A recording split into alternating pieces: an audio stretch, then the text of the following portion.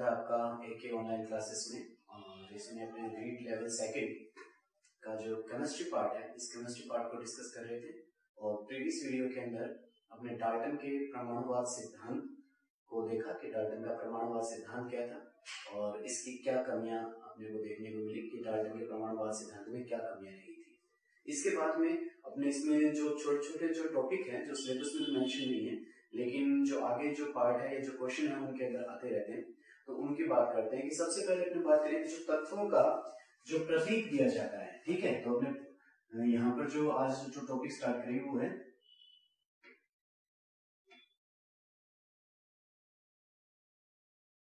प्रतीक, ठीक है। कि तत्वों को प्रतीक कैसे दिए जाते हैं, तो तत्वों का प्रतीक सिस्टम अपने आज यहाँ पर अध्ययन करेंगे। प्रतीक सिस्टम से क्या मतलब है कि जैसे अपने जो साइंस कहती है कि साइंस ये कहती है कोई भी चीज है उसको अपने शॉर्ट में करके पढ़ा जाता है। अब शॉर्ट में करके क्यों पढ़ा जाता है, इसके पीछे का कारण क्या है? तो कारण अगर देखें तो अपने जैसे अगर अपने हाइड्रोजन की बात करते हैं तो हाइड्रोजन, ठीक है। तो हाइड्रोजन अब यहाँ पर अगर देखा जाता है तो हाइड्रोजन का मतलब अपने पास अब पूरा शब्द लिखना पड़ेगा हाइड्रोजन। इसी साथ में अगर मेरे को लिखना हो जैसे ऑक्सीजन, तो मैं यहाँ पर पूरा शब्द लिखूंगा ऑक्सीजन, ठीक है। तो हाइड्रोजन और ऑक्सीजन यहाँ पर अभिक्रिया करते हैं। रासायनिक अभिक्रियाओं की बात करते हैं तो रासायनिक अभिक्रिया जैसे अपने कराएंगे कि हाइड्रोजन और ऑक्सीजन मिलकर जल के अणु का निर्माण करते हैं। तो जल का जो अणु बने तो अपने को यहाँ पर जो वाटर उसका अपने को यहाँ पर पूरा अपने कहेंगे कि जो बना, ठीक है। इसी तरह से अगर अपने और उदाहरण लें कि प्रतीक चिन्हों की आवश्यकता क्यों पड़ी, अपने कहते हैं कि जो कार्बन, जैसे यहाँ पर कार्बन प्लस ऑक्सीजन मिलकर किसका निर्माण करते हैं, अपने कहा तो मिलकर इन्होंने क्या किया, कार्बन डाइऑक्साइड बनाता है, ठीक है। या आप कह सकते हैं कि मिलकर क्या बनाते हैं, कार्बन मोनोऑक्साइड बनाते हैं।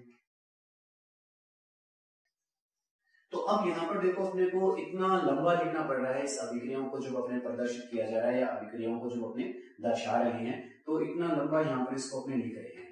तो इसके लिए यहाँ पर अपने को प्रतीकों की आवश्यकता पड़ी कि उस जो साइंस की जो है अपनी केमिस्ट्री जो कर रहे हैं उनके अंदर तत्वों को शॉर्ट में लिखा जाए उसका।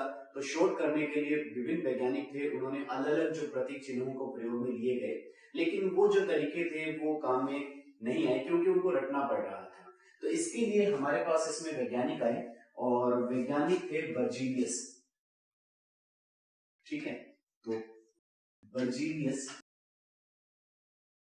और इन्होंने तत्वों को प्रतीक देने की एक रासायनिक विधि, जिसे अपने कह सकते हैं एक रासायनिक प्रणाली दी, ठीक है। तो इन्होंने एक अपने तत्वों को प्रतीक देने के लिए रासायनिक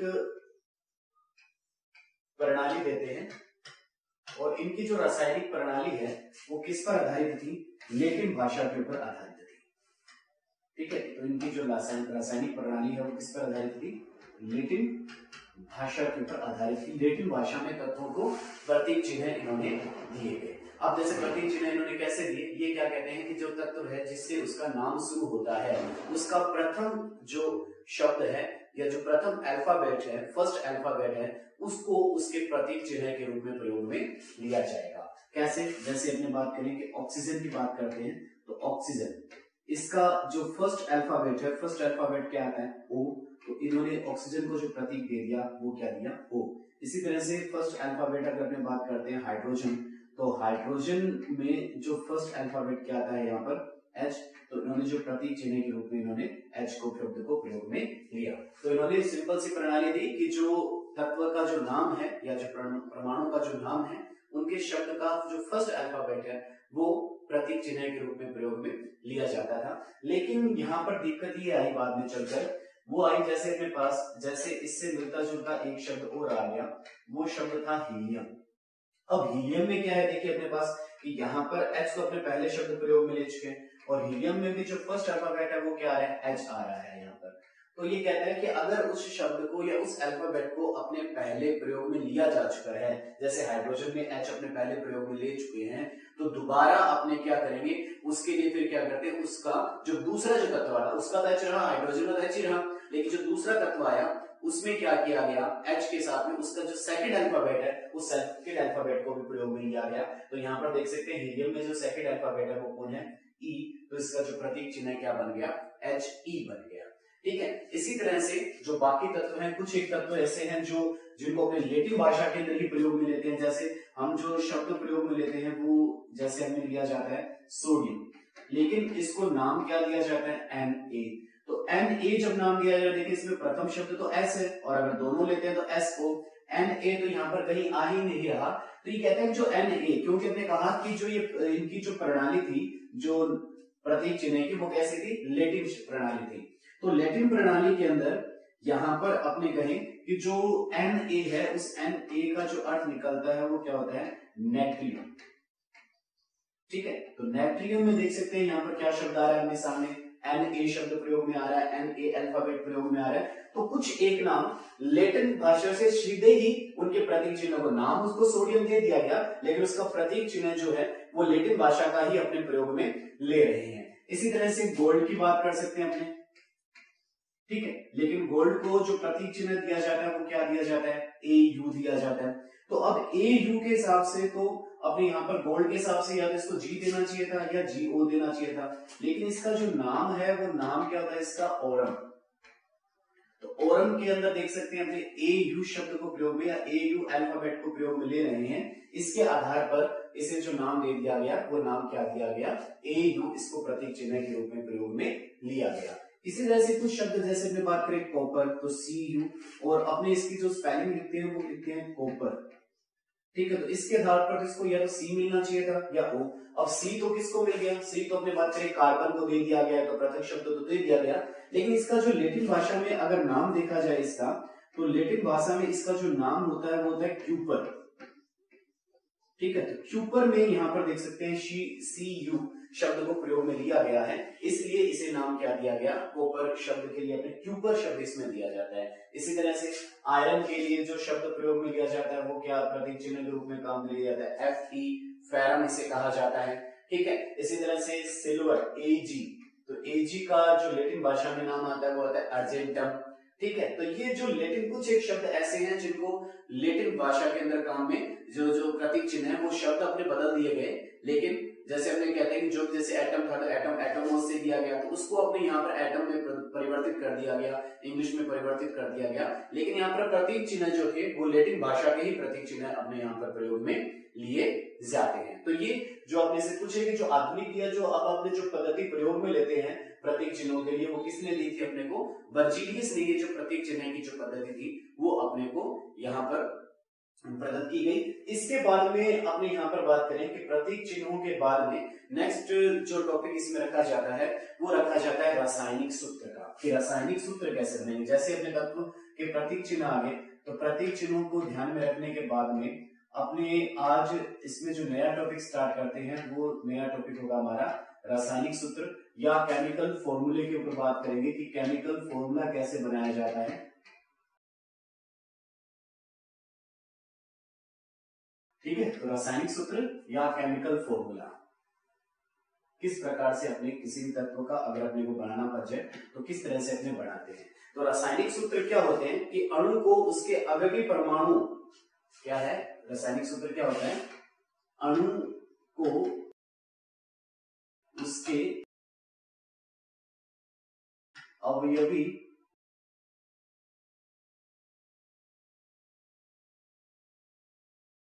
परमाणु के संकेतों में प्रदर्शित करना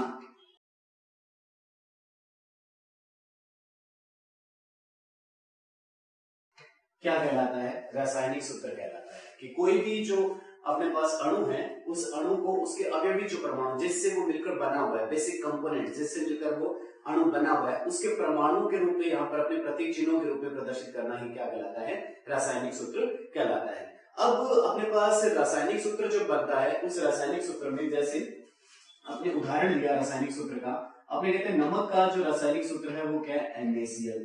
इसी तरह से सल्फ्यूरिक अम्ल का जो सूत्र होता है वो होता है H2SO4। तो ये जो सूत्र काम में ले रहे हैं, तो यहाँ पर इस सूत्र में देखें तो दो चीजें आ रही है, एक धनायन और एक क्या है, ऋणायन। देखिए जो बंध का जो निर्माण हो रहा है, तो बंध का अपने पास उसमें हो सकता है वो आयनिक बंध हो सकता है उसमें सहसंयोजक हो, धात्विक हो, किसी भी प्रकार का बंध हो, लेकिन सामान्यतः यह देखा जाता है कि बंध का जो विखंडन होता है, तो बंध के विखंडन के रूप में जब भी कोई बंध टूटता है तो बंध के टूटने से धनायन और ऋणायन का निर्माण होता है या मुक्त मूलक का निर्माण हो सकता है। मतलब बंध का टूटना आगे के वीडियो में अपने देखेंगे, नेक्स्ट जैसी क्लास में चलेगी। तो समास विखंडन और विषमाश विखंडन होता है। तो विषमाश विखंडन के द्वारा धनायन व ऋणायन का निर्माण होता है और समास विखंडन के द्वारा मुक्त मूलकों का निर्माण होता है। इसका मतलब ये हुआ कि जब रासायनिक एक सूत्र बन रहा है, उस सूत्र के अंदर परमाणु धनायन के रूप में और ऋणायन, मतलब यहाँ पर परमाणुओं का जो समूह है वो परमाणुओं का समूह जिन पर आवेश होता है, ठीक है। तो अपने यहां कह सकते हैं कि परमाणुओं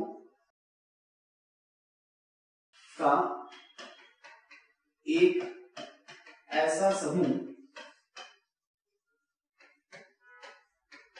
जिस पर आवेश होता है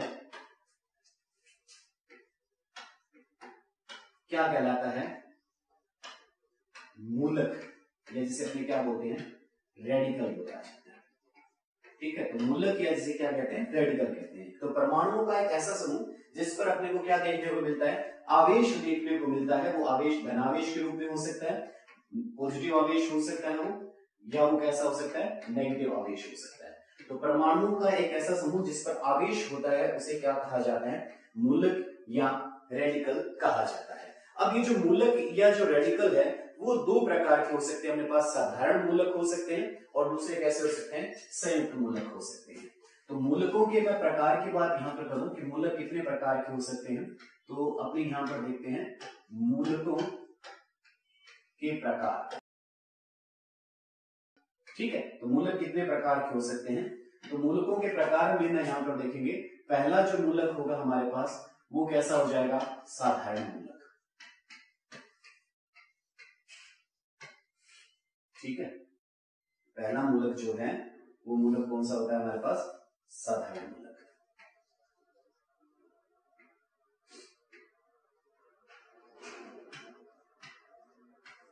साधारण मूलक का जो अर्थ यहां पर आएगा, साधारण मूलक से क्या मतलब है कि जो एक ही परमाणु से मिलकर बना हुआ हो वो क्या कहलाता है? साधारण मूलक कहलाता है। अब साधारण मूलक क्या हो सकता है हमारे पास?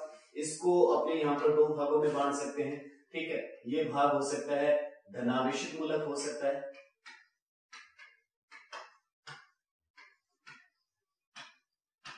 और ये कैसा हो सकता है? ऋणावेशित मूलक हो सकता है, ठीक है। इसके उदाहरण देखें हमने साधारण मूलकों के अंदर, अगर अपने देखते हैं उदाहरण में, तो इसके साधारण धनावेशित है, जैसे अपने पास H+ आ जाता है, Na+ आ जाता है, Cl- अपने ऋणावेशित मिलेंगे इसको,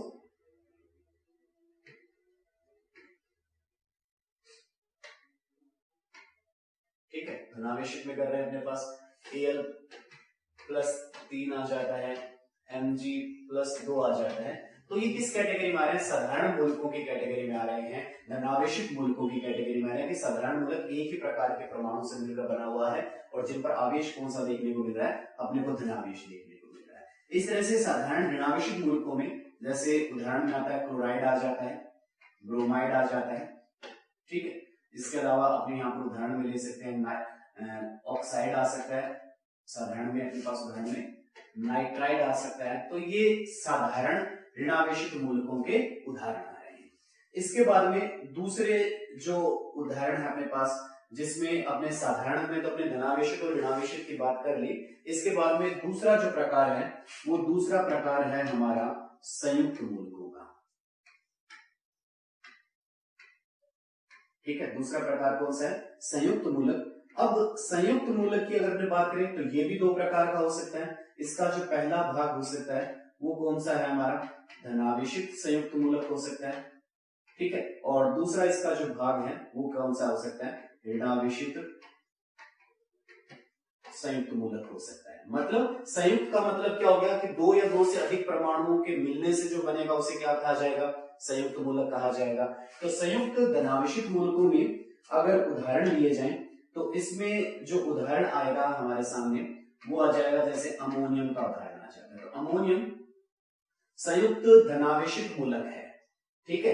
इसी तरह से ऋणावेशित मूलकों में अगर अपने संयुक्त में उदाहरण देखते हैं तो सल्फेट का उदाहरण आ जाता है, कार्बोनेट का उदाहरण आ जाता है, ठीक है। इसके अलावा नाइट्राइट का उदाहरण आ जाता है, नाइट्रेट का उदाहरण आ जाता है, ठीक है, फॉस्फेट का उदाहरण आ जाता है। तो ये जो उदाहरण है वो कैसे हो जाते हैं, संयुक्त ऋणावेशित मूलक हो जाते हैं, ठीक है। अब जो धनावेशित मूलक है, ठीक है, भले वो ऋणावेशित हो या वो धनावेशित मूलक भले वो संयुक्त मूलक हो या वो साधारण मूलक हो, इन्हें अपने दूसरा जो एक नाम दिया जा सकता है वो नाम दिया जा सकता है इन्हें क्षारीय मूलक। इन्हें दूसरा नाम क्या दिया जा सकता है, क्षारीय मूलक इसे कहा जा सकता है। इसी तरह से हमारे पास जो ऋणावेशित मूलक है, ऋणावेश में भले वो हमारे पास साधारण के उदाहरण आए या वो हमारे पास संयुक्त के आए, उन्हें जो कहा जा सकता है, इन्हें जो नाम दे सकते हैं अपने अम्लीय मूलक भी इन्हें कहा जा सकता है, एसिडिक रेडिकल इन्हें नाम दिया जा सकता है, ठीक है। तो आपने कहा कि क्षारीय मूलक कौन से हैं, तो धनावेशित जो मूलक होते हैं उन धनावेशित मूलकों को अपने क्या कहा जाता है, धनावेशित मूलकों को अपने जो नाम देते हैं वो क्या कहते हैं, क्षारीय मूलक कहा जाता है। इसी तरह से जो ऋणावेशित मूलक है उन ऋणावेशित मूलकों को अपने क्या कहते हैं, अम्लीय मूलक कहा जा सकता है, एसिडिक रेडिकल इन्हें नाम दिया जा सकता है। तो अब ये जो मूलक है वो मूलक आपस में जुड़कर किसका करते हैं, रासायनिक सूत्र का निर्माण करते हैं। अब जैसे अपने रासायनिक सूत्र का निर्माण करना है, ठीक है, कोई भी रासायनिक सूत्र, अपने को मूलकों के बारे में पता चल गया कि मूलक कितने प्रकार के हो सकते हैं, रेडिकल कितने प्रकार के हो सकते हैं, लेकिन जब रासायनिक सूत्र में जब वो जुड़ते हैं तो किसी भी मूलक के ऊपर जो संयोजकता है उस संयोजकता के बारे में जानकारी होना जरूरी है अपने को, ठीक है। तो मूलकों का जो योग होगा उस योग में अपने को किस चीज के बारे में जानकारी होना जरूरी है, संयोजकता के बारे में। आज के समय में जिसे अपने ऑक्सीकरण अवस्था कहा जाता है, लेकिन इसे अपने संयोजकता के बारे में जानें कि संयोजकता किसे कहा जाता है। संयोजकता की बात करें तो संयोजकता क्या है, तो अपने इसकी परिभाषा दे सकते हैं, किसी तत्व की संयोजकता हाइड्रोजन परमाणु की वह संख्या है जो उस तत्व के एक परमाणु के साथ संयोग करती हो। तो संयोजकता की परिभाषा क्या लेंगे अपने, किसी तत्व की संयोजकता वह पूर्णांक संख्या है जो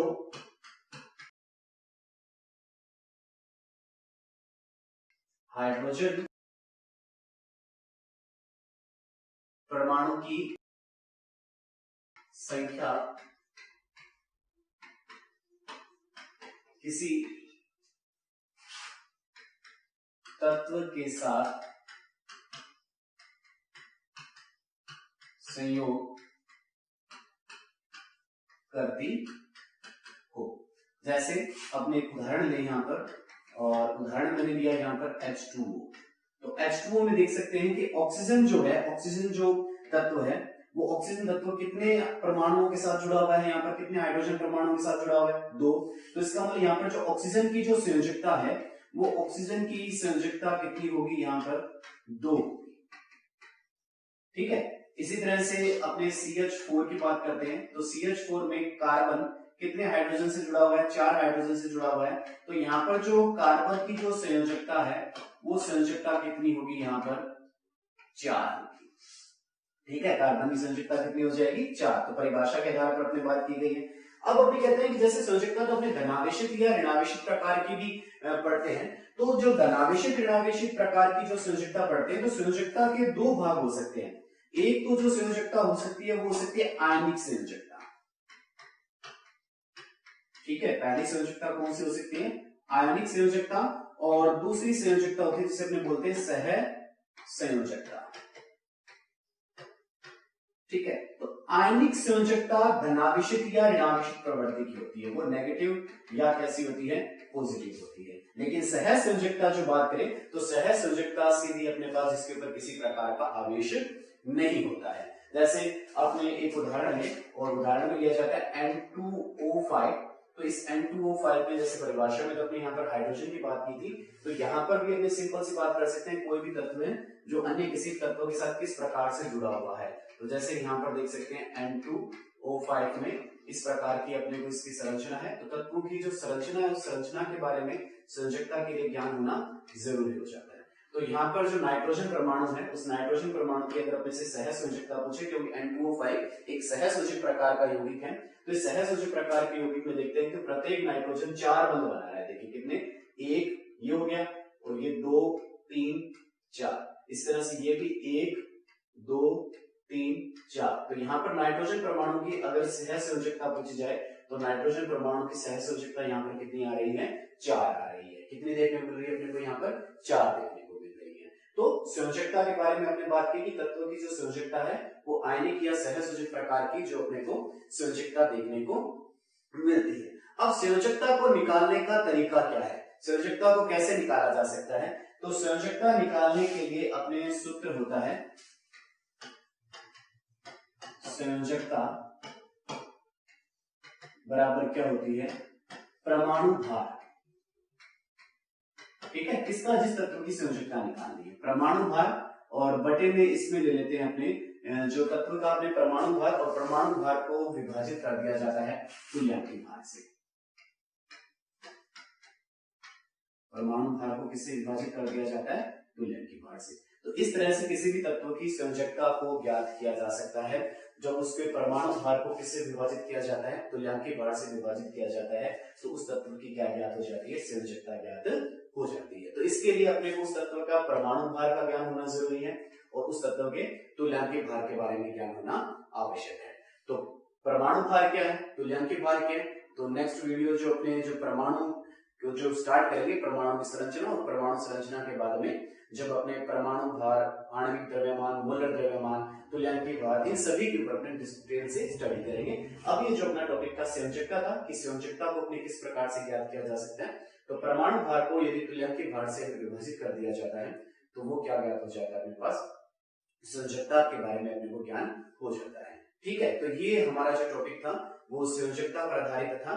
ठीक है, तो इसके बाद में अपने जो नेक्स्ट वीडियो में नई टॉपिक पर डिस्कस करेंगे।